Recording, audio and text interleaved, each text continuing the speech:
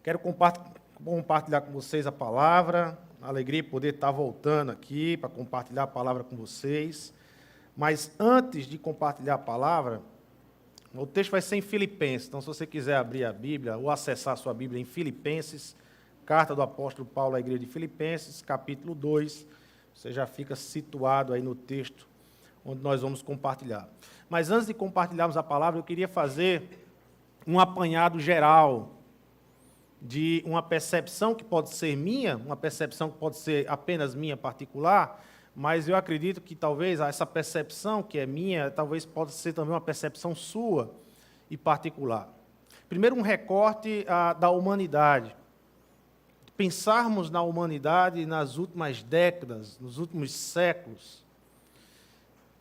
Eu percebo nas últimas décadas, e lendo talvez livros de história, lendo relatos históricos nos últimos séculos, se percebe um encolhimento, um movimento de encolhimento da humanidade. Parece que o ser humano está cada vez mais se encolhendo para dentro de si. As pessoas se relacionam menos, compartilham a palavra menos, ou compartilham a vida menos. A gente percebe que o individualismo tem chegado a níveis extremos. Extremos. Veja, perdeu-se o significado de ser humano. Valores e tradições que norteavam, que davam direcionamento à sociedade no passado, esses valores estão indo embora. Cada vez mais tradições e valores estão sendo jogados no lixo. Parece que existe propositalmente um movimento para acabar com todo e qualquer tipo de tradição, como se tradição fosse a mesma coisa de tradicionalismo. É aquela ideia de você lavar a criança que está suja e, quando você vai jogar água suja, jogar junto com a criança. Saber separar as coisas. Não saber separar o que é que você precisa filtrar do passado e não mais repetir nesse presente, mas aquilo que você precisa trazer do passado, que é bom, e exercer no presente. Há muita tradição boa que norteava a vida da sociedade e que está sendo totalmente jogado de fora, jogado no lixo. A família, que sempre foi reconhecida como a célula-mãe da sociedade, e hoje a família é uma das principais causadoras de patologia social e emocional na sociedade.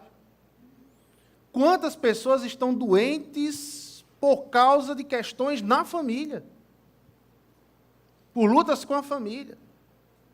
A família que sempre foi essa célula-mãe da sociedade. Sempre foi formadora na sociedade. Hoje ela tem sido talvez uma das principais formadoras patológicas, sociais e emocionais na vida de muitas pessoas. De muitas pessoas. A igreja, que sempre simbolizava um eixo moral para a sociedade, hoje, olhando a igreja como um todo, a igreja deixou de ser esse eixo moral, muito pelo contrário, cada vez mais nós vemos igrejas sendo afundadas em escândalos. Cada vez mais escândalos imorais dentro da igreja. Você pode até dizer, pastor, mas tem igrejas e igrejas, né? É verdade. Você pode hoje alugar um salão e colocar 20 cadeiras, uma caixa de som e um microfone e chamar aquilo de igreja, e de repente não é igreja. Mas a verdade também é que a igreja, nessas últimas décadas, tem se envolvido em muitos escândalos. Muitos escândalos. E tem deixado de ser esse eixo moral, ou esse reflexo moral e ético para a sociedade. Políticos e autoridades públicas perderam a confiança e o respeito ao longo dessas décadas ou ao longo dos séculos. Empresários cada vez mais gulosos se envolvendo em falcatruas, em esquemas de propinas, em licitações. Professores e educadores que perderam sua autoridade e ânimo na caminhada do ensino. Eu me lembro, há anos atrás, eu estagiei, eu era professor de física. Física de segundo grau, de primeiro grau, cinemática. E eu me lembro que eu estagiei num colégio estadual chamado Jerônimo Gueiros, e aqui em Natal. E eu me lembro que, entusiasmado, imagina, estagiário, começando entusiasmado, e eu juntei os professores, vamos fazer uma feira de ciência. Eu me lembro como fosse hoje uma professora, ela disse que nada, professor, pelo amor de Deus, esses meninos não querem saber de nada, não. A coisa é passar no final do ano esses meninos e pronto. Tu vai arrumar trabalho para tu, é? Uma senhorinha já esperando a aposentadoria, mas, sabe, eu nem julgo ela, porque de tanto desgastado no serviço, de lutar e de não ver nada mudar, e aquilo causou um desânimo no coração dela. E o que ela externou é apenas um reflexo do desânimo, de não conseguir mudar talvez alguma coisa. Mas era assim. É verdade que nessas últimas décadas, nem só encolhimento nós podemos ver, a ciência avançou muito, a tecnologia avançou muito, avançamos na saúde, avançamos no entretenimento, avançamos no lazer, muito avançamos. Drogas que prometem você dormir melhor, drogas que prometem você acordar melhor. Avançamos em muitas áreas na ciência, muitas áreas na ciência. Mas o que me parece é que tudo isso só serve para alimentar uma sociedade cada vez mais mimada e cada vez mais despreparada de receber um não. Pessoas que não conseguem ser frustradas, não conseguem passar por uma frustração, que parece que o mundo caiu, que parece que a vida não tem mais sentido, porque simplesmente alguma coisa disse não para essa pessoa. Não, acabou, não dá, não vai acontecer o que você quer. Pessoas que não conseguem se preparar para o não. Porque são pessoas que crescem em uma sociedade extremamente mimada. Extremamente mimada. Há quanto tempo a ciência não flerta com a possibilidade de encontrar algo que prometa vida eterna e que você não vai passar pela morte? Pelo menos a sociedade ocidental sonha com isso, de não passar pela morte. Vivemos em um tempo de muita pressa. Talvez 3 características da sociedade é muita pressa, muita competição e muito medo. Uma sociedade extremamente medrosa. Várias expectativas sociais, emocionais e profissionais são alimentadas, gerando inquietações e frustrações no meio da sociedade. A humanidade ela exige de nós auto-performance.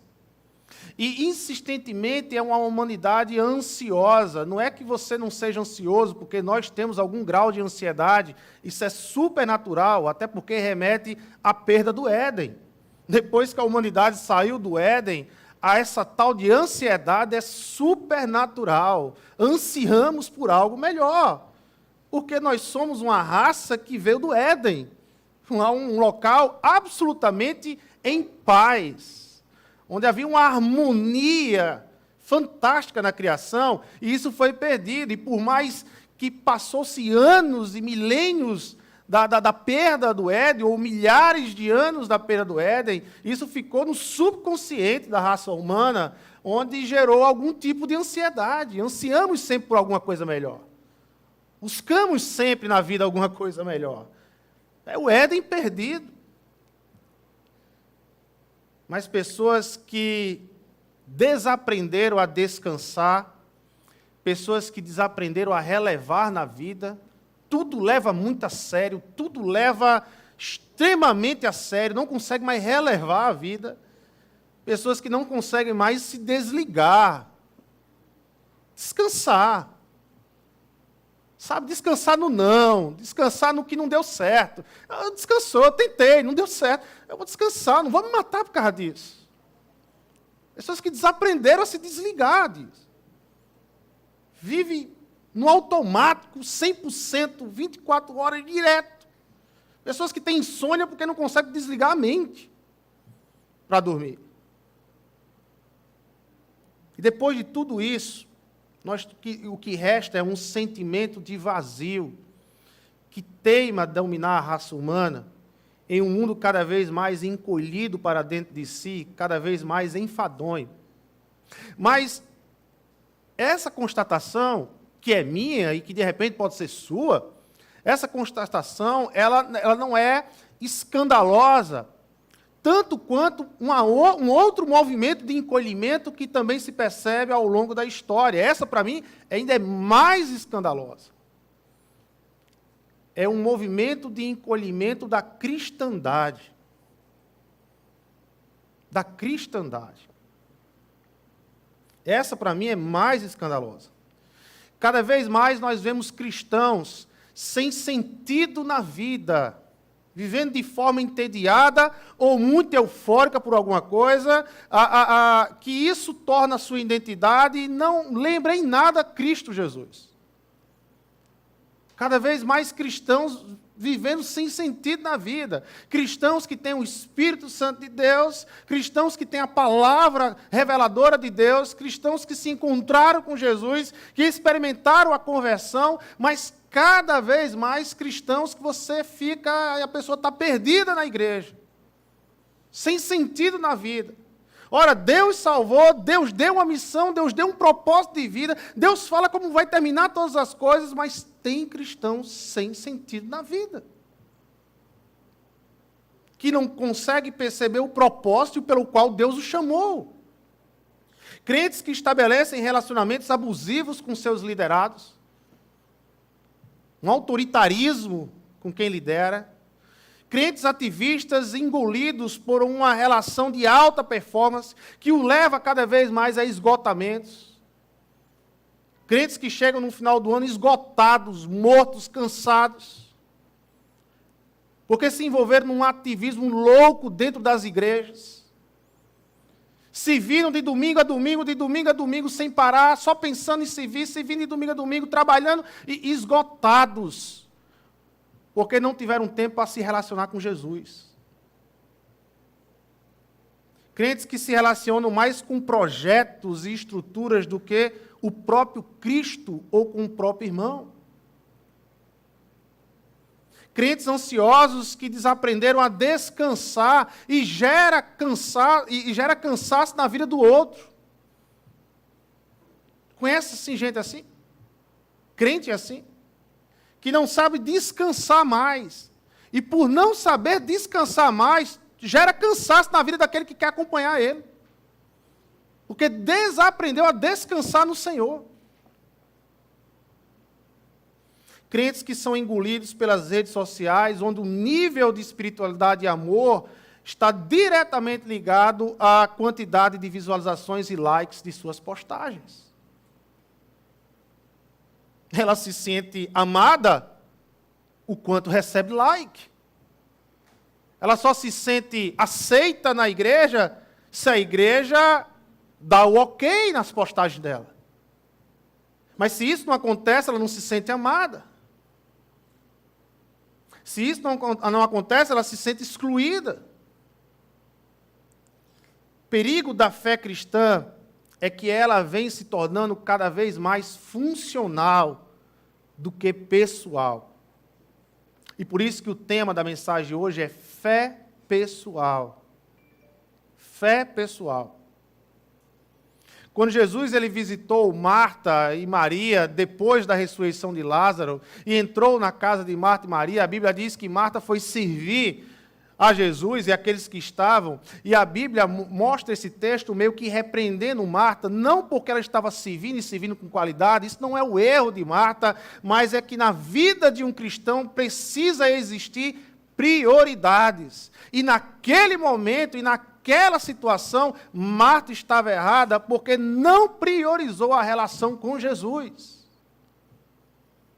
Não priorizou o ensino com Jesus, o estar com Jesus. E muitos cristãos hoje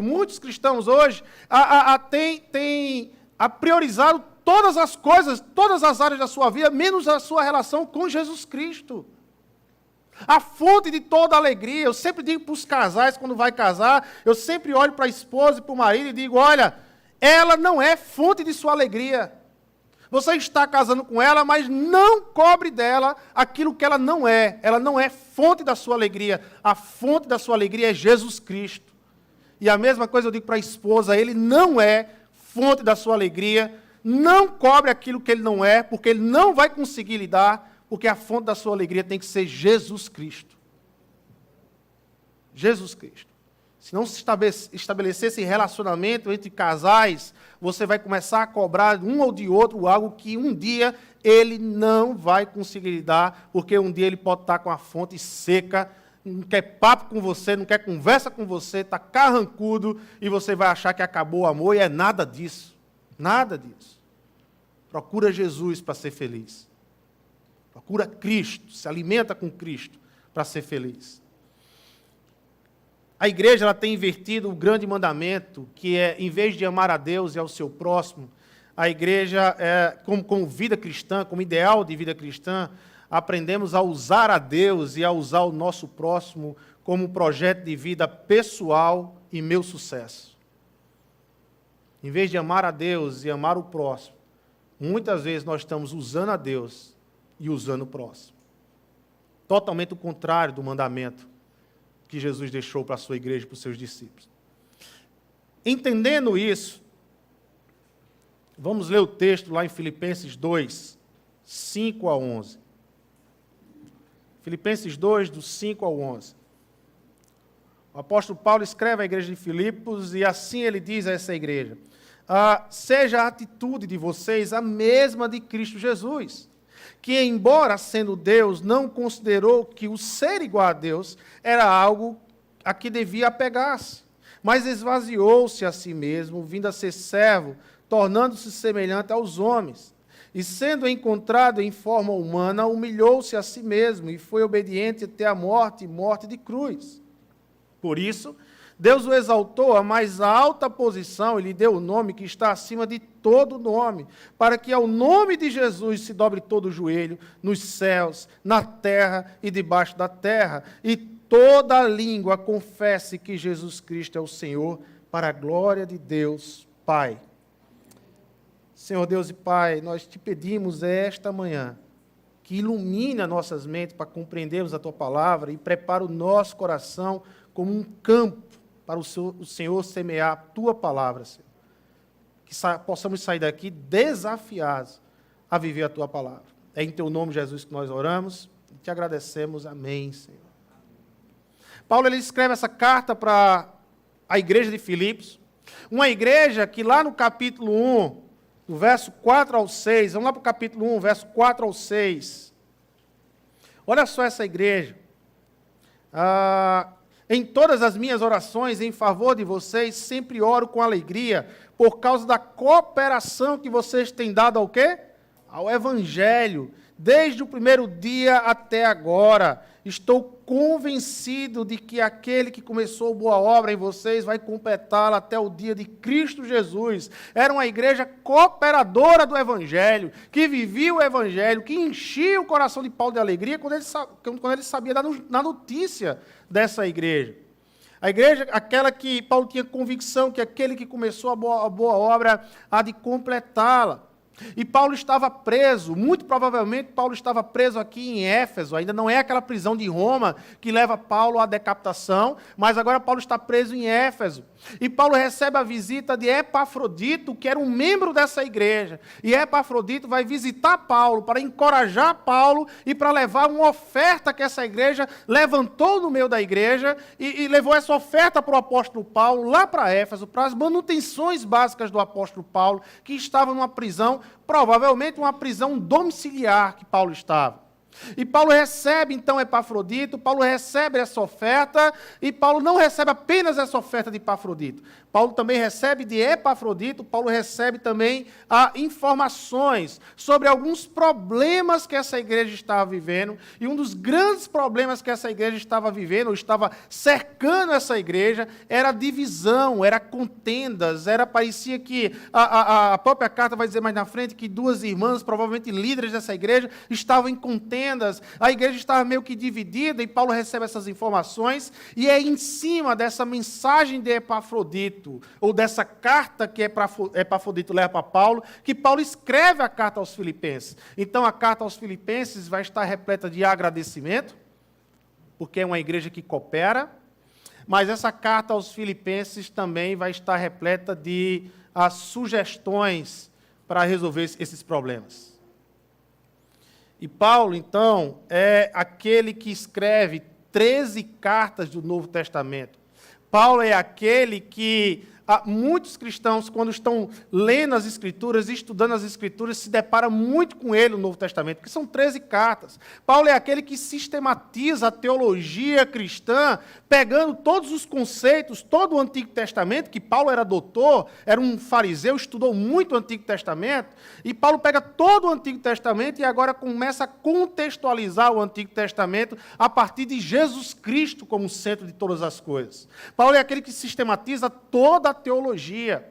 Paulo é aquele que lutou contra falsos ensinos no início da igreja. Paulo é aquele que encorajou todo o tempo os irmãos a não abandonar a fé numa época que era fácil abandonar a fé, porque valia a cabeça, porque valia a morte seguir a Cristo. Paulo plantou diversas igrejas do Novo Testamento foram plantadas pelo apóstolo Paulo. Paulo formou líderes e em tudo isso, Paulo nos encheu de ensinos nessas 13 cartas que ele escreveu para as igrejas. Escreveu muito mais do que 13 cartas, mas essas 13 cartas Deus quis, então, a colocar no Novo Testamento e dar para a igreja e para os irmãos.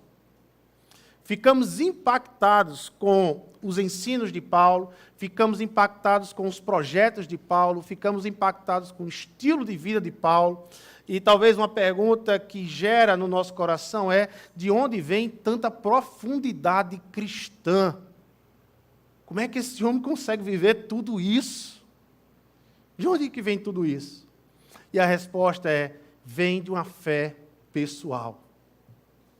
Vem de uma fé em Jesus Cristo. Vem de uma fé que não é uma fé institucionalizada. Não que as instituições cristãs sejam ruins, mas essencialmente a fé de Paulo não é institucionalizada. Vem de uma fé que não é pragmática, sabe?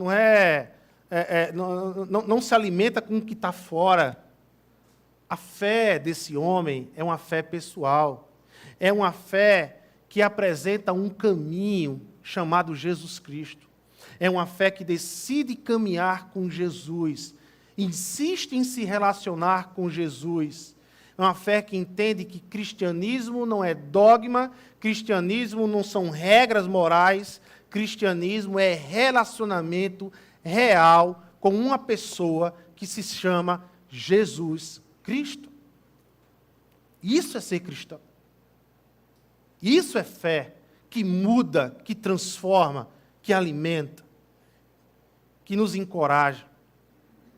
E aí, nessa fé, nesse caminho, esse texto que nós acabamos de ler, Paulo está apresentando aos filipenses a solução dos problemas, que é a identidade. Parece que essa igreja cooperadora do Evangelho, por algum momento, por alguma coisa, tem perdido a identidade, e a identidade de toda a igreja está ligada a Jesus Cristo. Não as suas regras, não as suas estruturas, não o que ela pode fazer, mas o que ela é, e o que ela é pertencente a Jesus. É Jesus de Nazaré que diz quem eu sou. É Jesus de Nazaré que reflete a vida em mim, por meio do Espírito Santo. E a minha relação com Jesus de Nazaré é o que vai dizer muito do como eu sou cristão, de como eu tenho caminhado, com quem eu tenho caminhado, quem tem me alimentado, quem tem me desenvolvido na minha caminhada. E esse texto que nós acabamos de ler, muito mais do que um texto de teologia ou de construção teológica, é um texto da vida pessoal de Paulo. Ele sabe quem Jesus é. E ele está ligado em Jesus. Ele conhece quem Jesus é. E ele está aprendendo com esse Jesus, que ele acaba de descrever aqui nesse texto. Então, há 3 pontos que eu queria falar com vocês sobre esse caminho. Primeiro, o caminho. Veja, existe uma expressão de Paulo, e aqui o texto começa dizendo assim: seja a atitude de vocês a mesma de Cristo Jesus. Ou seja, o que Paulo está dizendo é: olha para Cristo e caminhe com Ele. Não tem segredo ser cristão. É um caminho com Jesus. É caminhar com Jesus de Nazaré. É estar olhando para Jesus de Nazaré. É perceber Jesus todos os dias na sua vida. Como é que eu sei quem é Jesus? Eu preciso ler os evangelhos, porque nos evangelhos eu tenho a obra e a vida de Jesus Cristo. Eu preciso reler os ensinos de Jesus. Eu preciso me conectar, como o Camilo colocou, o evangelho não foi só apenas um instrumento de Deus para me salvar no passado, mas é um instrumento de Deus para me formar no presente. Preciso me conectar com Jesus em oração. Orar com Ele, abrir meu coração a Ele. Falar das minhas expectativas, das minhas frustrações, das minhas lutas, dos meus sonhos que caíram, dos meus sonhos que ainda estão aí levantados em esperança, mas eu preciso falar com Ele. Ele é um ser pessoal. Ele me escuta, a Bíblia diz que Ele é um intercessor. É aquele que nos intercede entre Deus e o homem, Jesus Cristo, o homem. Lá em Timóteo diz isso. Preciso falar com Cristo, abrir meu coração a Jesus, caminhar com Ele. Existe uma expressão de Paulo que eu sempre tive muita dificuldade com ela. Veja, eu não tenho dificuldade de entender a expressão, mas eu tenho dificuldade de conceber essa expressão na minha vida. Ela é uma expressão muito fácil de entender, o problema é eu conceber ela a partir de mim. Paulo diz assim, lá em 1 Coríntios 11:1, seja meus imitadores, como também eu sou de Cristo. Meu Deus do céu. E aí, como eu tenho dificuldade de conceber essa expressão na minha vida, a minha saída foi, bom, essa frase é para Paulo, não é para mim. Então, eu sempre ensinei para as pessoas para dizer assim, ó, isso aqui é Paulo, meu amigo, isso aqui é outro padrão. Aqui não sou eu não tenho condições de dizer isso, não. Só Paulo tem. Paulo teve uma ousadia aqui, né? Seja meus imitadores, como eu também sou de Cristo. Essa minha questão também foi uma questão de um dos alunos do Dr. James Houston, né, que ele é fundador do Regent College, lá em Vancouver, no Canadá. E um dos alunos dele teve também essa questão com essa afirmação de Paulo. E ele questionava o James Houston, dizendo justamente isso, olha, será que Paulo não foi meio arrogante? Será que Paulo não foi pretensioso? Ou então isso aqui é só para Paulo, não é para mim? Porque, veja, não tem como, as pessoas vão olhar para mim e vão ver que eu não sou Cristo, né? E ele falou, e ele se explicou, e ele justificou, e no final de toda a justificação, o James Houston escutou ele, e no final o James Houston respondeu com uma pergunta. A resposta do James Houston foi uma pergunta. Se você não imita Cristo, quem você está imitando? E ele disse que o aluno disse que a ficha caiu. Se você não está imitando Cristo, meu irmão, quem é que você está imitando? Porque é certo, você está imitando alguém. Você está se refletindo na vida de alguém. Você está querendo imitar alguém. E se não é Cristo, quem é que você está imitando? A questão aqui não era que Paulo é arrogante, a questão aqui não tem a ver com santidade diferenciada de Paulo. Paulo não está expressando uma santidade diferenciada. Paulo ele era humano, Paulo ele tinha lutas tanto por dentro como por fora, como a própria carta aos Filipenses vai dizer. Paulo se considerava o pior pecador, depois Paulo vai se considerar o maior pecador de todos os pecadores. Não, a questão aqui não era de santidade, não era que Paulo estava dizendo isso. A questão aqui é que Paulo ele está indicando um caminho de vida. Talvez a chave para entender essa expressão, essa frase de Paulo, é a última parte da frase. Como também eu sou de Cristo. Sejam meus imitadores, como também eu sou de Cristo. Caminhem comigo, porque no meu caminho tem Jesus Cristo. Entra no caminho comigo, porque no caminho que eu caminho, você vai conhecer Jesus Cristo, porque no caminho que eu caminho, tem Jesus. É isso que Paulo está dizendo. É isso que Paulo está querendo explicar. Paulo não está dizendo que alcançou a perfeição em Cristo. Paulo não está dizendo que olhe para ele e não olhe para Cristo. Paulo não está dizendo que faça o que ele faz e não faça o que Cristo ensina. Não. Paulo está dizendo que existe um caminho que ele decidiu trilhar, chamado Jesus Cristo. É no processo de um relacionamento pessoal com Cristo onde desenvolvo minha fé. Cristianismo não é dogmas ou regras, mas cristianismo é um envolvimento pessoal com o próprio Jesus de Nazaré. Eu sou cristão porque eu sei que Jesus vive, e eu sou cristão porque eu me relaciono com esse Jesus que está vivo. Não é o fato de eu ir para culto, não é o fato de eu carregar uma Bíblia debaixo do braço, não é o fato da minha roupa, não é o fato da minha pele, não é o fato de nada que me diz que eu sou cristão. O que me diz que eu sou cristão é o quanto eu me relaciono com o Jesus de Nazaré. Com Jesus Cristo.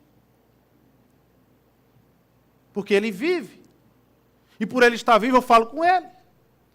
E apesar de não o ver visivelmente, porque ele está num outro plano, num lugar chamado céu, a Bíblia diz que neste outro plano, neste outro lugar, ele escuta a todos e vê a todos. E eu falo com ele. E eu converso com ele. E apesar de não o ver, todas as vezes que eu sento para conversar com Jesus, eu saio com o meu coração em paz. Eu descarrego pesos que eu estava carregando que não deveria carregar. E a minha experiência de relação com Jesus é que eu saio em paz todas as vezes que eu converso, sento para conversar com Ele sobre a minha vida. Eu tenho paz nisso. E há algo muito importante a perceber aqui nesse texto, nesse caminho. Por muito tempo eu usava a Bíblia, algumas vezes de forma conveniente. E isso você vai perceber à medida que você vai se autoexaminando com a Bíblia e auto-se examinando, e você vai perceber algumas conveniências que você meio que se encaixa para você. Então, quando as pessoas diziam assim, eu usava essa expressão, seja meus imitadores, como eu também sou imitador de Cristo, eu dizia, olha, olhe para Cristo, não olhe para mim. Olha, é Cristo que vocês têm que olhar. Eu sou pecador e sou mesmo, gente. Eu sou falho e sou mesmo. Só que eu usava toda essa verdade bíblica e toda essa verdade da minha vida, eu usava de forma convenientemente no meu início de caminhada cristã, porque, na verdade, eu não queria me responsabilizar, eu não queria me comprometer com um caminho chamado Jesus Cristo. E para mim era muito fácil dizer para as pessoas, olhe para Cristo e não olhe para mim. Certamente, biblicamente, é certo dizer que apenas a salvação é por meio de Jesus. É Ele que vai lhe salvar, é Ele que vai lhe tirar o peso, é Ele que lhe perdoa. Mas eu posso dizer como cristão, caminhe comigo, porque caminhando comigo, você conhece Jesus Cristo. Porque quem está comigo no caminho é Jesus. Porque o caminho que eu caminho tem uma pessoa chamada Jesus Cristo. Então, hoje eu entendi a responsabilidade, talvez, ou o protagonismo do cristão. Aonde é que está o meu protagonismo? Em caminhar com Jesus. Em caminhar com Jesus. O chamado de Jesus, ele é um chamado de arrependimento e fé. É um chamado para deixarmos o nosso jeito de viver para viver do jeito que Deus planejou desde o início. Esse é o chamado do cristianismo. Quando Jesus me chamou para ser discípulo dele, Jesus me disse, Arthur, você agora vai abandonar esse seu caminho e vai entrar em um outro caminho de arrependimento e de fé. E cada vez mais que você se aprofunda no caminho, você vai descobrir pecados no seu coração que você vai precisar se arrepender. Mas não se preocupe, não tema. Eu estou com você todos os dias da sua vida. Eu nunca mais vou lhe abandonar. Você nunca mais vai estar sem mim na sua vida. Esse é cristianismo. cristianismo que me dá fé, porque Jesus está comigo, mas um cristianismo que me leva a arrependimentos, a confissão de pecados, a arrependimentos na vida, a mudança, porque eu mudei de caminho. Eu já não mais caminho no meu caminho, eu caminho no caminho de Cristo Jesus. Com quem você está caminhando, meu irmão? Quem tem indicado o norte na sua vida? Que caminho vocês estão caminhando? Quem é que tem caminhado com você? Quem é que tem te alimentado o coração? Uma vez que entendemos que Jesus é o caminho e que a proposta cristã se dá através de um caminho com Jesus Cristo, Paulo ele também fala das características desse caminho. Primeiro, esse caminho é um caminho humano, mas não humano como nós compreendemos como raça humana hoje, mas é um caminho verdadeiramente humano do jeito que Deus quer e projetou para a raça humana. É por isso que Paulo, a partir do verso 6, ele vai dizer, olha, que embora sendo Deus, não considerou que o ser igual a Deus era algo a que devia apegar-se, mas esvaziou-se a si mesmo, vindo a ser servo, tornando-se semelhante ao quê? Aos homens. Logicamente que Paulo ele vai ter o cuidado de dizer, não iguais aos homens caídos, mas semelhante, algo maior, um ser humano maior, um ser humano melhor, um ser humano que está sob um projeto de Deus, totalmente submisso e obediente a Deus. A encarnação de Jesus vem restaurar aquilo que se perdeu no Éden. A raça humana, para cuidar da criação. Jesus restaura essa representatividade na terra, a partir da encarnação dele. Calvino, seguindo um dos grandes pais da igreja, Agostinho, admite que conhecimento humano e conhecimento de Deus caminham juntos. Não se pode alcançar um sem ter o outro. Calvino diz assim, conhecer a Deus implica em nos conhecer e não há possibilidade de nos conhecer sem conhecer a Deus. Se eu quero conhecer, se eu quero me conhecer, eu preciso conhecer a Deus, porque Ele me criou. Só que o Deus que se revela nas Escrituras é Jesus Cristo. Jesus, então, se revela nas Escrituras, e Ele se revela de forma encarnada, de forma humana. Esse é o grande escândalo que Jesus traz para a terra. Tanto para judeus como para gregos naquela época, para os romanos, o grande escândalo é que o Deus Criador agora se revela de uma forma mais iminente, mais próxima e mais pessoal, e ele escolhe a forma humana para se revelar assim. Humana para se revelar assim. Como uma igreja cooperadora do Evangelho pode estar envolvida em divisões, em brigas e em inveja, como foi a igreja de Filipenses, se esquecendo da identidade.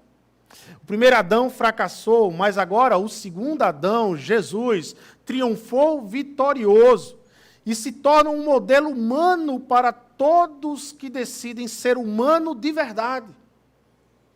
Em Gênesis 3, temos a narrativa da queda. Adão e Eva foram criados essencialmente para adorarem a Deus. Mas quando caem, deixam de adorar ao Senhor. A vida de Adão e Eva já não é mais uma vida de adoração ao Senhor. Tentados a ser como Deus, deixaram suas identidades de criatura e de adorador para passar a ser criadores, entre aspas, ou querer ser igual a Deus, sobre a sua própria vida. A autonomia que foi tentada por Satanás sobre a vida de Adão e Eva, chegou finalmente para Adão e Eva, quando eles decidiram desobedecer a Deus. E ao desobedecer a Deus e a ter a autonomia da vida, também chegou com ela a morte.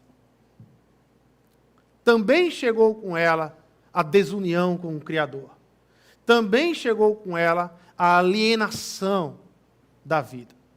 E a partir dali, o homem cada vez mais vive e constrói em torno de si mesmo a sua vida. A partir dali, a humanidade ela passa a um processo de encolhimento para dentro de si. Para dentro de si. A humanidade ela perdeu sua autoimagem, imagem e semelhança de Deus. Foi preciso que esse Deus Filho se encarna e revela à humanidade caída o verdadeiro projeto de ser humano do Criador, que é Deus. E, sem dúvida nenhuma, Jesus é Deus. O próprio apóstolo Paulo ele vai dizer isso de forma muito clara, lá em Colossenses 1,15, lá em Hebreus 1, do verso 1 ao 3, em outros textos também. O próprio Jesus ele é Deus plenamente, porém aqui, em Filipenses 2, verso 6, Paulo ele usa um termo estranho, talvez nas suas Bíblias, na minha, que é a tradução NVI, não tem esse termo, mas talvez em algumas Bíblias dos irmãos tenham esse termo, a usurpação. E aqui Paulo usa esse termo usurpação, que significa não considerar. Jesus ele não considerou egoisticamente se apegar à natureza de Deus, ao ponto de não querer compartilhar a sua presença. O que Paulo está falando por usurpação aqui, ou algo que não devia apegar-se, o que Paulo está explicando é que Jesus, sendo Deus, ele não se apegou egoisticamente à sua natureza de Deus, mas ele decidiu compartilhar o amor de Deus, o cuidado de Deus, a compaixão de Deus, a misericórdia de Deus, a justiça de Deus, com todos aqueles na qual ele se encontrava no caminho. É isso que Paulo está dizendo aos Filipenses. O que Paulo está dizendo aos Filipenses é, olhe um pouco para a humanidade de Jesus. Vocês, Filipenses, têm o Espírito Santo de Deus. Vocês já começaram um processo de crescimento na humanidade. Antes de Cristo na vida de vocês, vocês eram desumanos. Mas agora, Cristo na vida de vocês, vocês iniciaram um processo de transformação para se tornarem humanos. E não qualquer humanos. Humanos como Cristo. Olha um pouco para a humanidade de Cristo. Aprenda um pouco com a humanidade de Cristo. Meus irmãos, todos os dias nós somos tentados a viver egoisticamente. Todos os dias nós somos tentados a dar vazão ao egoísmo em nossas vidas. Todos os dias. O chamado para uma fé pessoal e caminhar com Jesus é compartilhar a vida. Talvez um dos maiores desafios da vida cristã signifique compartilhar a sua vida. Compartilhar a sua vida com Deus. Compartilhar a sua vida com Cristo. Compartilhar a sua vida com o seu próximo. Compartilhar a sua vida com o outro. Talvez nada mais nos identifique de forma tão profunda com Jesus do que compartilhar. Do que compartilhar o amor de Deus. Mas todos os dias nós somos tentados a não compartilhar esse amor de Deus. Todos os dias a minha carne e a minha natureza pecadora está dizendo para mim que não vale a pena compartilhar. Mas o Cristo que eu caminho, no caminho dele, está dizendo, vença isso, porque vale a pena. Porque você só está comigo aqui no caminho, porque eu decidi compartilhar minha vida com você. Minha vida com você. Somos egoístas, muitas vezes nós não queremos compartilhar nossas dores, por isso nos calamos. Somos egoístas a não compartilhar a criação com os nossos filhos. Muitos pais não querem mais ensinar seus filhos. Muitos pais se envolvem tanto no trabalho, tanto em afazeres, que preferem dar uma boa vida a seus filhos do que compartilhar a vida com seus filhos. Somos egoístas a não compartilhar os nossos bens. Há um teólogo, que eu me esqueço agora o nome dele, que ele vai dizer que se um cristão tem um bem que não dá para o outro usar, é um bem roubado, porque todos os bens no reino de Deus pertencem a todos os filhos de Deus. Somos egoístas a não perceber a dor do outro ou a sua luta, seja ela social, econômica, política ou espiritual. Muitas vezes nós fazemos desdém, ou somos insensíveis, ou não queremos nos envolver, porque não é a minha luta, é a luta dele, essa coisa de luta aí, eu não entro, e nos tornamos egoístas. Porque a dor do outro pode ser também a minha dor. Porque a luta do outro pode ser também a minha luta. Inventamos crendices como a ideia do olho gordo para, no fundo, não compartilhar a alegria com o outro. Já ouviu isso? Eu já ouvi. Eu fiz um concurso, cala a boca, não diga a ninguém. Porque possa ser que alguém escute, e aí, olho grande, você já não vai passar mais esse concurso. Já ouviu isso? Crendice. No fundo é egoísmo. Para não compartilhar as alegrias. Para não compartilhar a vida com o outro. O projeto de Deus em criar a humanidade tem a ver com compartilhar, irmãos. Desde o dia que Deus criou todas as coisas, a Bíblia está mostrando, desde Gênesis 1, a Bíblia está mostrando esse tema, compartilhar,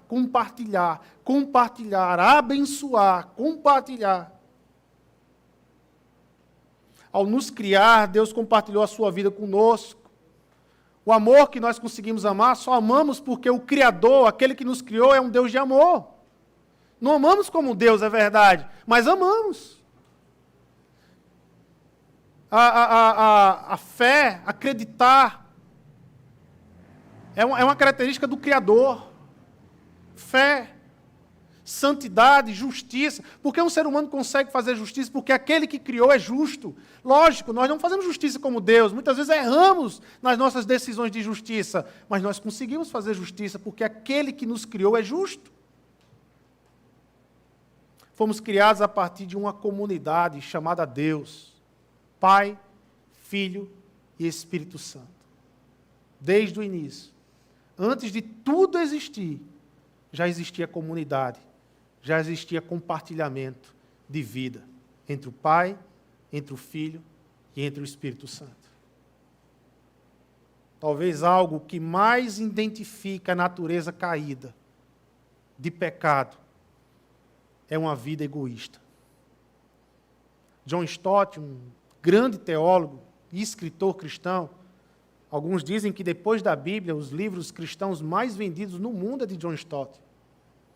John Stott ele vai dizer que a essência ou a raiz de todo o pecado da raça humana se chama egoísmo. Por sermos egoístas, produzimos todo tipo de pecado que você possa imaginar na sociedade humana, depois da queda. Amar a Deus e ao próximo tem sido um mandamento de resgate para todo homem que se torna um em Cristo Jesus. Não é à toa que Jesus deixou esse mandamento para nós, amar a Deus e amar o próximo. Não prega o evangelho a ninguém se você não quer se conectar com essa vida, porque essa atitude vai gerar misticismo ou revolta, nunca cristianismo. Prega o evangelho para quem você quer amar, se relacionar. Mas se você não quer, meu amigo, se você quer viver uma vida egoísta, para um pouco de falar do evangelho e vai tratar a sua vida. Porque uma pessoa que é evangelizada por uma pessoa egoísta, que não está nem aí para a vida dela, para as lutas, para as dificuldades dela, o máximo que vai conseguir é plantar misticismo no coração dessa pessoa ou revolta. Porque aos poucos essa pessoa vai dizer que do discurso para a vida prática há um abismo enorme. E essa pessoa vai se revoltar contra esse cristianismo, que não é um cristianismo compartilhado, relacional, que é produzido através de uma fé pessoal. Por isso que o apóstolo Paulo vai dizer, olha, o Deus que nós adoramos, o Deus que nós servimos, se esvaziou-se e compartilhou agora da natureza humana. É esse o Deus que servimos, é esse o escândalo para judeus e para gregos. O Deus que nós servimos compartilhou a sua vida ao ponto de tomar a forma humana e tomou a forma humana para sempre. Você já imaginou isso? Jesus na glória E ele decide de forma voluntária entre o Pai e o Espírito Santo e diz, olha, eu vou me sacrificar, eu vou tomar a forma humana. E ele sabia que nunca mais ele voltaria a ser como era antes na glória. Porque agora, a partir do momento que ele encarnou, ele para todo sempre tem um corpo humano. Um corpo humano. Sabe por que ele fez isso? Por amor. Por amor. Porque ele ama a criação do Pai. Por amor. Um caminho que tem a característica de ser humano, de olharmos para Jesus e nesse esvaziamento de Jesus, ele não deixou de ser Deus, mas ele apresenta um modelo humano e uma forma humana de vida, de compartilhar a vida, de um Deus que compartilha a vida, mas que também tem uma terceira, uma outra característica que é uma vida de servo. O texto diz, e sendo encontrado em forma humana, humilhou-se a si mesmo e foi obediente até a morte, e a morte de cruz, um caminho para servir. A concepção judaica de Deus era de poder. O Deus dos judeus era poderoso. Não dava para imaginar um Deus servo. Não dava para imaginar um Deus sendo encontrado de forma humana, de se humilhar ao ser humano. A concepção de divindade dos gregos era de deuses que brincavam com a humanidade. Eram servidos pela humanidade e as usavam como bem entendesse. Não dava para imaginar numa mente grega e numa mente romana, que tomou pela mente grega, um Deus servo. Em todos os lados de concepção cultural daquela época, a ideia de um Deus que vem servir era inconcebível. O Deus que Jesus apresenta é um Deus humilde, que se movimenta em serviço à sua criação tão perdida e maltratada. É lindo ver a estrada de humildade descrita por Paulo aqui. Primeiro, esvaziou-se colocando de lado o uso independente dos seus atributos. Segundo, Paulo vai dizer, tornou-se humano permanentemente em um corpo físico sem pecado. Terceiro, Paulo vai dizer, usou este corpo para ser servo. Não usou para ser glorificado, não usou para ser tido como um rei. Até quiseram colocar como rei. Ele não usou para isso. E quarto, levou este corpo à cruz e morreu voluntariamente. Processo de humilhação que Paulo está colocando, quadro de humilhação que Paulo está colocando para os filipenses. É interessante a palavra forma aqui, né? Quando Paulo vai dizer, encontrada em forma humana. Essa palavra forma aqui, ela se repete mais de uma vez nesse texto.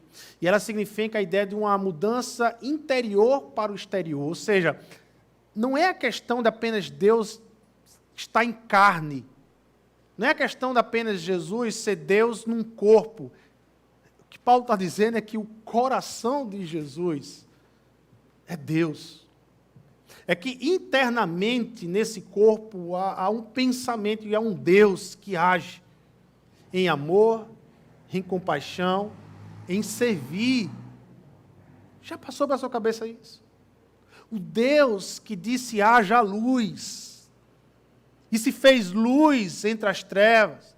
O Deus que criou o ser humano. O Deus que fez o homem do pó. O Deus que criou os animais. O Deus criador. O Deus agente da criação. O Verbo eterno lá de João. Ele vem para servir e não ser servido. Já imaginou? O que Paulo está falando para os filipenses é: parem de brigar, gente. Porque o Deus que vocês servem, o Deus que vocês adoram, Ele é servo de todos. Para de querer as luzes, para de querer aparecer, para de querer, porque se vocês não querem ser servos, vocês não estão andando com Jesus. Se vocês não querem ser servos, o caminho de Cristo não é para você. Porque o caminho com Jesus é de servo. Por quê? Porque o Jesus que nós adoramos é servo. Servo. Jesus não estava interpretando algo para nos ensinar. Era Ele mesmo, Ele é assim, Jesus é servo. É da natureza dele querer servir, amar, está servindo. Não é uma interpretação, não é um ensino para dizer, eu vou dar um aqui de servo para eles aprenderem a ser humanos mais servos. Não, é Ele. É a natureza dele. Ele está dizendo, olha, antes da queda, vocês eram assim. Antes da queda, o coração de vocês desejava assim. Era esse estilo de vida, compartilhando e servindo a todos. Jesus era um escândalo em todos os sentidos.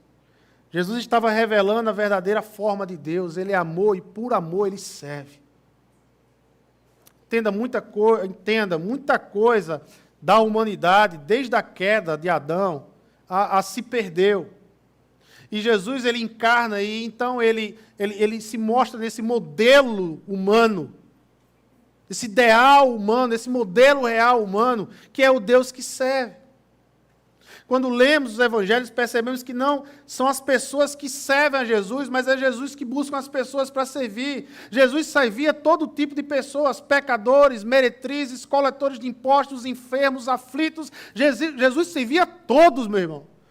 Não tinha listazinha de preferência para servir, Jesus servia a todos.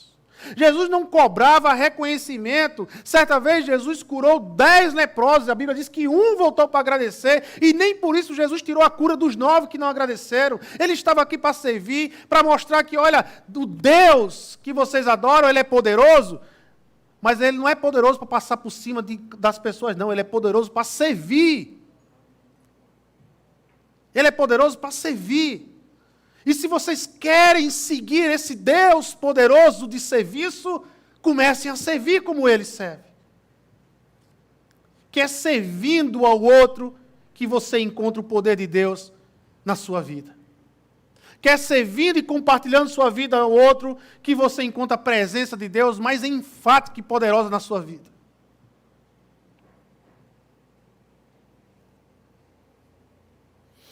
Em nossa cultura, nós pagamos o tempo todo para ser servido. Talvez a própria cultura na qual nós vivemos é difícil de ver essa realidade. É difícil de viver essa realidade. Há duas coisas aqui quando Paulo ele fala da cruz. Em primeiro lugar, Jesus serviu a Deus, Jesus serviu aos homens, e Jesus foi até a cruz do Calvário. E a Bíblia diz que ele morreu na cruz do Calvário. E quando nós servimos a Jesus e caminhamos com Jesus, a cruz, em primeiro lugar, a cruz é um lugar de libertação. Você é livre para servir, meu irmão. Nada lhe impede você compartilhar a sua vida. Nada mais agora lhe impede de você servir o outro. Nada lhe impede. Antes, nós éramos escravos do pecado. Mínima chance ou nenhuma chance de servir. Mas agora que Jesus é Senhor e Salvador de nossas vidas, Ele nos libertou do pecado e nos livrou para vivermos uma humanidade de serviço. Em segundo lugar, não há serviço genuinamente cristão que não tenha o que sacrificar. Em outras palavras, para servir, você precisa renunciar a algo. Não dá para servir e não renunciar a nada.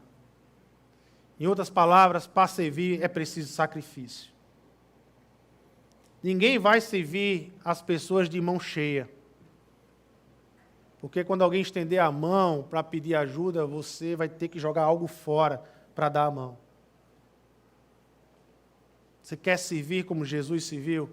Lembre-se da cruz. Lembre-se de sacrifício. Servir significa se sacrificar. Servir significa abrir mão de alguma coisa. Por isso que o apóstolo Paulo vai dizer que foi obediente até a morte e morte de cruz. E todo aquele que está no caminho de Cristo e que quer ser obediente até a morte e morte de cruz, precisa sacrificar algo para servir. Às vezes é o tempo. Quantas vezes você acumulou tempo para você mesmo e não mais compartilha tempo com a sua família, não mais compartilha tempo com seus amigos. Talvez você vai ter que sacrificar tempo. Às vezes é dinheiro. Por causa do dinheiro, ou de estabelecer um padrão de vida, você trabalha, mas você trabalha tanto que você não tem mais tempo para as pessoas. Você não tem mais tempo para a sua vida. Às vezes é arrogância. Talvez por ter um espírito de arrogância, você começa a escolher as pessoas com quem você quer se relacionar e compartilhar a vida, e outras que você talvez jamais compartilharia a sua vida. Você vai precisar sacrificar a arrogância. Eu não sei o que você vai precisar sacrificar, mas eu sei que no caminho de servir, no caminho de servo de Jesus, tem cruz, tem sacrifício. E no movimento de servir e compartilhar minha vida, tem que ter sacrifício. Eu tenho que abrir mão de alguma coisa para abençoar outra pessoa. Não posso acumular todas as coisas. Eu quero concluir dizendo o seguinte: a igreja de Filipos era uma igreja cooperadora do Evangelho. Mas havia ali uma estranha presença que teimava em querer dividir aquela igreja, em querer destruir aquela igreja. Havia uma estranha presença que teimava em querer roubar a identidade dos filipenses. A identidade dos filipenses era Cristo. Mas talvez a arrogância, talvez o poder, talvez alguma disputa, algum ativismo quis roubar a identidade de Cristo. E aquela igreja agora precisava voltar a ter uma fé pessoal em Jesus. O Deus que se esvaziou e se fez homem. O Deus que obedeceu e tomou forma humana e se tornou servo como um homem. O Deus que foi à cruz e que se sacrificou por nós. Precisava restaurar essa identidade. E restaurar essa identidade precisava ativar sua fé pessoal em Jesus. Não em projetos, não, mas é em Jesus. Uma igreja cresce o quanto ela se liga a Jesus Cristo. Lembrar aos filipenses onde está a sua identidade. Foi o que Paulo escreveu. Paulo fez inúmeras viagens missiológicas. 3 viagens, a Bíblia fala disso. Paulo pregou inúmeras vezes o Evangelho e viu muitos renderem o coração a Cristo. Paulo plantou, como eu disse, inúmeras igrejas e formou inúmeros líderes. Combateu falsos profetas, falsos ensinos. Estabeleceu uma teologia do Antigo Testamento conectada em Jesus Cristo, contextualizando a partir de Jesus. Hoje é a nossa teologia, a teologia da igreja. 13 cartas Paulo escreveu. Paulo deixou, depois de Cristo, certamente um grande legado, e sem dúvida nenhuma nós temos uma grande dívida com a vida deste homem, de como ele viveu, de como ele se entregou no Evangelho, e como ele se entregou e viveu no caminho com Jesus Cristo. Ao olharmos para Paulo, vemos Cristo sendo formado em sua vida. Como é que alguém consegue viver assim? O texto que nós lemos, ele termina assim: por isso Deus o exaltou à mais alta posição e lhe deu o nome que está acima de todo nome, para que ao nome de Jesus se dobre todo o joelho, no céu, na terra e debaixo da terra, e toda a língua confesse que Jesus Cristo é o Senhor, para a glória de Deus Pai. Antes de Paulo se encontrar com Jesus, Paulo era um arrogante e egoísta fariseu. Mas depois que ele se encontrou, ele rendeu-se a Jesus. Mais do que uma expressão teológica, mais do que um conceito triunfalista que nós acabamos de ler, o que Paulo está escrevendo aqui aos Filipenses é a relação dele com Jesus. Um dos joelhos, meus irmãos, que se dobraram diante de Jesus foi o de Paulo. Uma das bocas que confessou Jesus como Senhor de sua vida foi a de Paulo. Uma das vidas que passou a glorificar a Deus a partir de Jesus foi a de Paulo. Isso que Paulo está descrevendo de Jesus, por isso Deus o exaltou a mais alta posição, ele deu o nome que está acima de todo nome, para que no nome de Jesus se dobre todo o joelho. Paulo está dizendo isso através de uma experiência pessoal. Ele não está ensinando por ensinar, ele está dizendo porque o meu joelho se dobrou e reconheceu Jesus como Senhor, eu reconheço que Deus fez isso com Jesus. Paulo está dizendo assim, olha, toda língua confessa que Jesus, porque um dia a minha boca, que jamais confessaria algo desse jeito, confessou que Jesus é o meu Senhor, exaltado nos céus. É por isso que Paulo está escrevendo isso, não de uma compreensão teológica, mas de uma fé pessoal, de alguém que experimentou uma realidade de transformação e de reconhecimento a quem está no trono, Jesus Cristo, nosso Senhor. Esse texto não se trata apenas de definições teológicas ou daquenoses, como alguns teólogos falam, mas da própria experiência de caminhar com Jesus de Paulo. No caminho com Jesus, Paulo foi percebendo que Cristo é rei e governa sobre a vida de toda a criação, mas principalmente, Paulo entendeu que Jesus governa sobre a sua vida. E é a partir da sua vida e de uma fé pessoal que Paulo escreveu essas 13 cartas e viveu o que ele viveu, o cristianismo. Como é que eu posso viver uma vida como Paulo viveu? Ativando uma fé pessoal. Construindo uma fé pessoal. Me relacionando com Jesus do caminho, que muda, que me encoraja e que me transforma e que me faz cada vez mais humano como Deus quer. Que eu e você possamos sair essa manhã encorajados a viver essa fé pessoal. A fé em Jesus de Nazaré, que vai mudar o meu coração e o seu coração, que muda o nosso caminhar, muda totalmente a nossa vida. Vamos orar? Senhor Deus e Pai, nós queremos aqui te agradecer por essa manhã, te agradecer pela Tua palavra, Senhor, pelos louvores, pelos dízimos, pelas ofertas, Pai, por todo o momento do culto. Te agradecemos por esse mover do Teu Espírito, Senhor. Deus, nos entregamos ao Senhor. Em algum momento da nossa caminhada de vida, alguém chegou para nós, ou uma música, ou um pastor, mas em algum momento nós ouvimos a Tua voz. Em algum momento nós ouvimos falar do Teu Evangelho. E o Teu Santo Espírito nos iluminou. Abriu o nosso coração para dizer, sim, eu aceito como verdade para a minha vida. E a partir desse encontro pessoal com o Senhor nos convidou a deixarmos o nosso caminho e entrarmos no Teu caminho. Um caminho de luta, porque no caminho da fé, Senhor, o mundo todo, ao tempo todo, tenta nos tirar do Senhor. Oferece atalhos. Há muitos atalhos. Mas todos eles, Pai amado, tentam extrair de nós o egoísmo. Uma vida egocêntrica.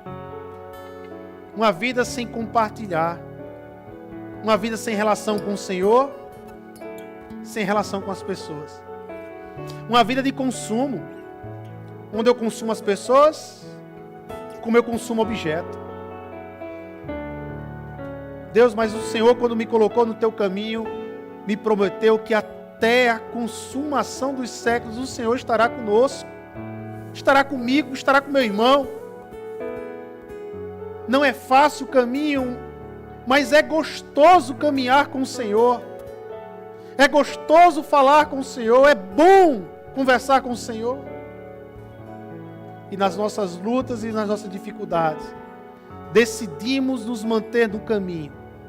E ao decidirmos nos manter no caminho com o Senhor, temos experimentado, Deus, tanta transformação. Temos experimentado paz, no meio de circunstâncias tão dolorosas, tão difíceis de se passar.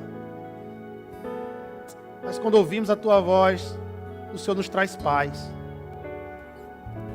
Deus, não permita que a gente viva egoisticamente, mas nos mantenha no Teu caminho, para compartilharmos um pouco da vida que o Senhor tem compartilhado conosco. Em Teu nome, Jesus, que eu oro e Te agradeço. o amor de Deus, o Pai, que a graça do nosso Senhor Jesus Cristo, e a comunhão e a consolação que vem do teu Santo Espírito, abençoa a tua santa igreja que está aqui nesse lugar. Abençoa os irmãos, Pai amado, que estão nos assistindo. Cada casa, Pai amado, nesse momento, que foi aberto a tua palavra, que foi aberto ao teu louvor. Pai, abençoa o meu irmão. Abençoa, Pai amado, aquele que nos assiste. Faz essas casas aqui, Pai amado, representadas por famílias, tanto que estão presentes como aqueles que assistem, Pai amado, a prosperar. Prosperar na alegria, prosperar no amor, prosperar no compartilhar, prosperar na graça, Senhor. Que a gente possa crescer em tudo isso. E em tudo isso, glorificar o Teu nome, porque é pelo Teu nome que nós vivemos. Em Teu nome, Jesus, que nós oramos e Te agradecemos. Amém, amém e amém, meu irmão. Vamos ficar de pé e louvar o Senhor.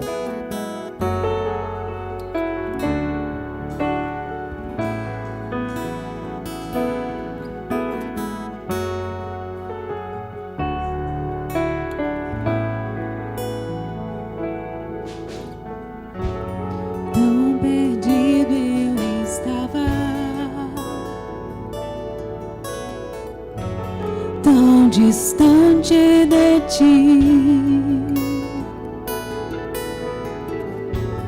os meus pés tão cansados, sem ter pra onde ir, sem ter pra onde ir. Mas em meio ao caminho,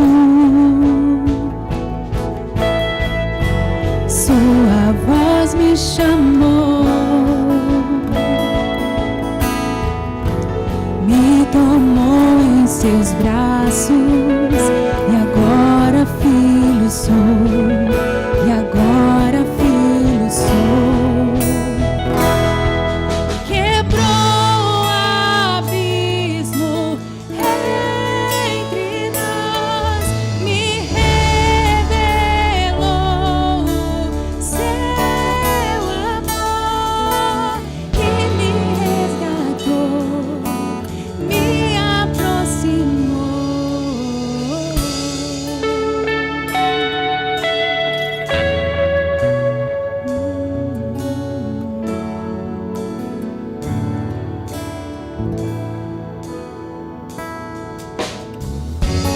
Mas em meio ao caminho,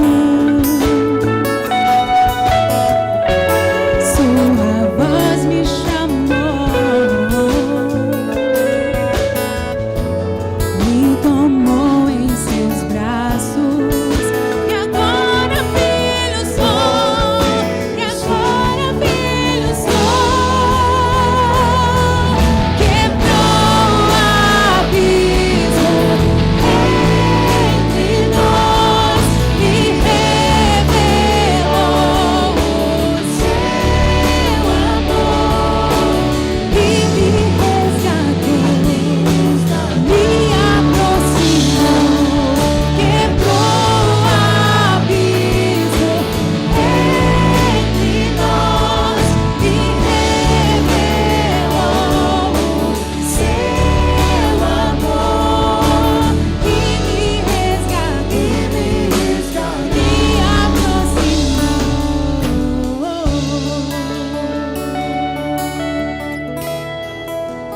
Vamos cantar que nem a morte nem a vida pode nos separar do amor desse Jesus, amém? Nem a morte, nem a vida, ou poderes vão nos separar. Nem a morte, nem a vida, ou poderes vão nos separar. Mais uma vez. Nem a morte,